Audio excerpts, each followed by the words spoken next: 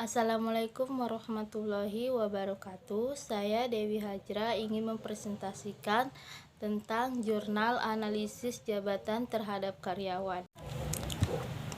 Pengaruh analisis jabatan dan pengembangan karir terhadap kinerja pegawai pada kantor camat Rantau Selatan. Analisis jabatan merupakan salah satu tugas manajemen untuk mendayagunakan sumber daya yang dimiliki secara optimal. Pendayagunaan ini sering berarti mengupayakan agar sumber daya manusia itu mampu dan mau bekerja secara optimal demi tercapainya tujuan organisasi. Karyawan akan mau dan mampu bekerja dengan baik bila mana ditempatkan pada posisi dan jabatan yang sesuai menurut minat dan kemampuannya. Landasan teori-teori tentang analisis jabatan yaitu teori tentang kinerja karyawan, teori tentang perkembangan karir. Analisis jabatan perkembangan karir juga sangat memiliki pengaruh untuk kinerja pegawai karena berkaitan posisi bekerja yang dimiliki seseorang selama bertahun-tahun. Ketika keahlian, keterampilan, pengalaman, dan kinerjanya meningkat, maka lambat laun akan melalui posisi yang lebih tinggi.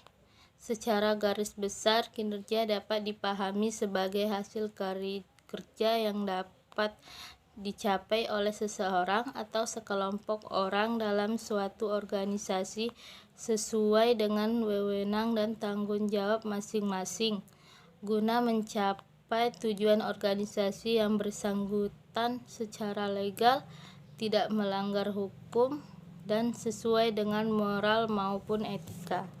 Jenis dan sumber data. Jenis data, ada dua jenis data yang dikelompokkan, yaitu 1. Data kualitatif, yaitu data yang tidak berbentuk numerik dan dapat digunakan untuk mendukung penelitian sehingga dapat menyatakan kebenarannya. 2. Data kuantitatif, yaitu data yang berbentuk numerik dan dapat digunakan untuk menjawab hipotesis yang diajukan sumber. Sumber data dikelompokkan menjadi dua, yaitu 1. Responden yang terpilih daripada lokasi penelitian. 2. Data sekunder adalah data yang diperoleh melalui studi pustaka dengan mempelajari berbagai tulisan dari buku, jurnal, internet, dan data dari kantor camat Rantau Selatan Kabupaten Labuhan Batu. Data primer adalah data yang diperoleh secara langsung. Hasil penelitian. Sejalan dengan perkembangan pertumbuhan penduduk, perekonomian, tuntutan masyarakat terhadap pelayanan publik, maka kota Rantau Rapat sebagai pusat ibu kota kabupaten telah berkembang begitu pesat, walaupun saat ini masih dalam satu kecamatan dengan bilah hulu. Di samping itu terjadi perubahan paradigma sistem pemerintah daerah dalam Negara Kesatuan Republik Indonesia. Berdasarkan analisis data pada penelitian ini dapat diketahui bahwa analisis jabatan mempunyai pengaruh yang positif terhadap kinerja pegawai. Pengaruh analisis jabatan terhadap kinerja pegawai.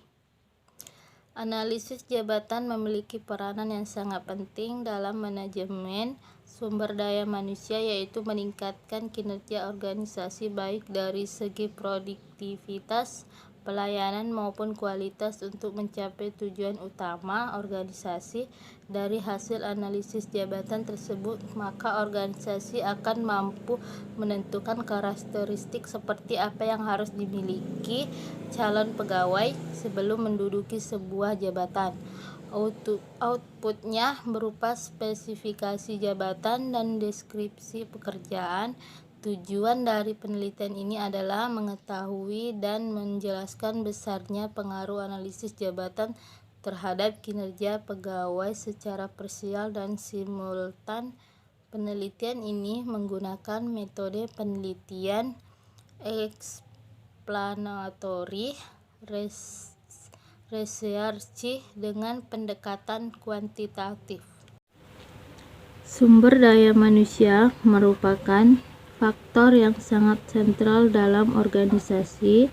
Apapun bentuk dan tujuannya, organisasi dibuat berdasarkan berbagai visi untuk kepentingan manusia.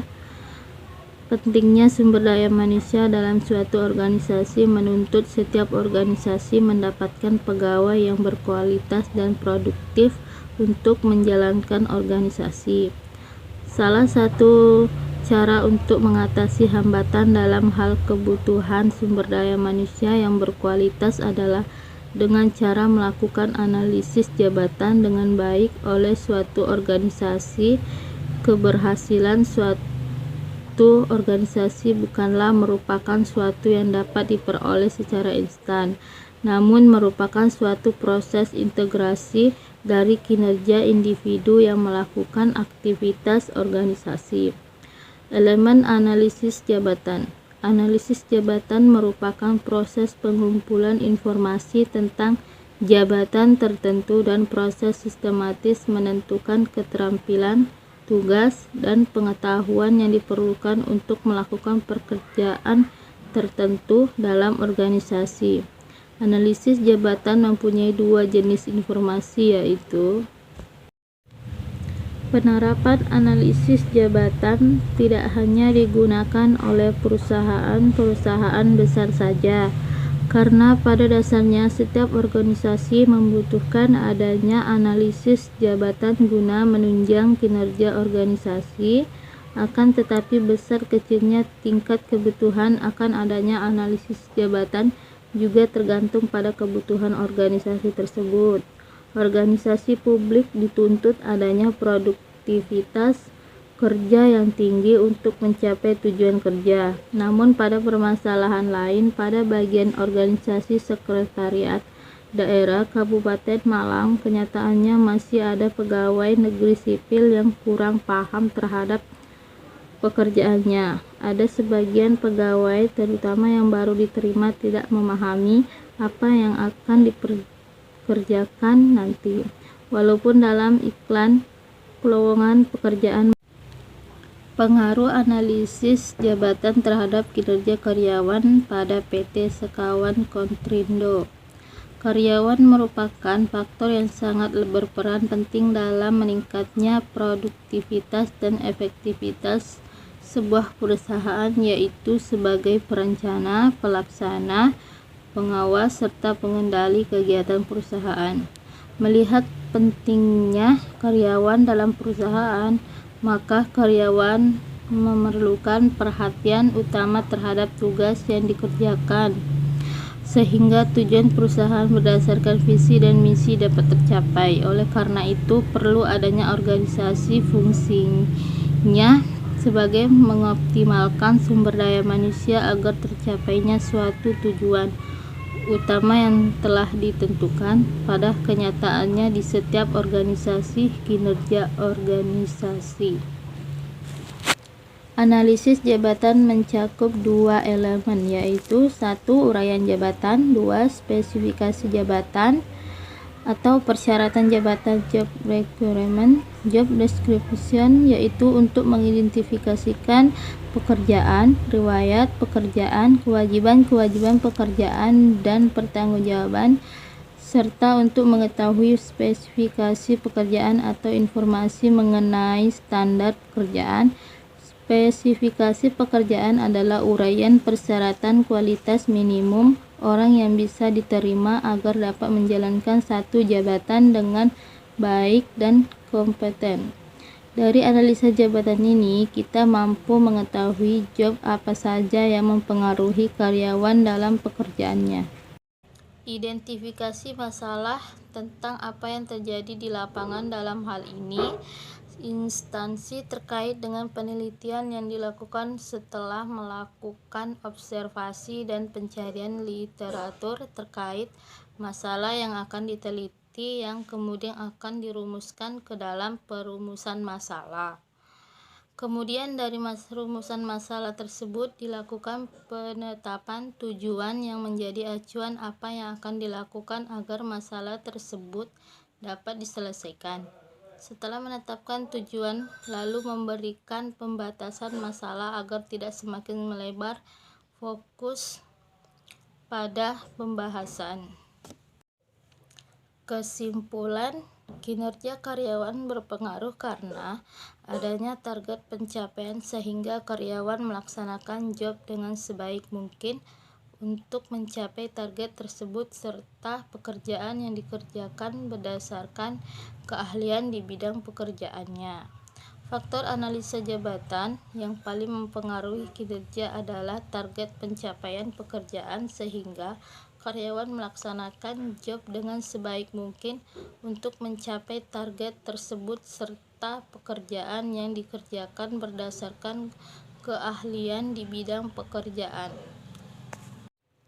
Analisis jabatan mencakup dua elemen, yaitu 1. Uraian jabatan, 2. Spesifikasi jabatan atau persyaratan jabatan. Job requirement, job description, yaitu untuk mengidentifikasikan pekerjaan, riwayat pekerjaan, kewajiban pekerjaan dan pertanggungjawaban, serta untuk mengetahui spesifikasi pekerjaan atau informasi mengenai standar pekerjaan.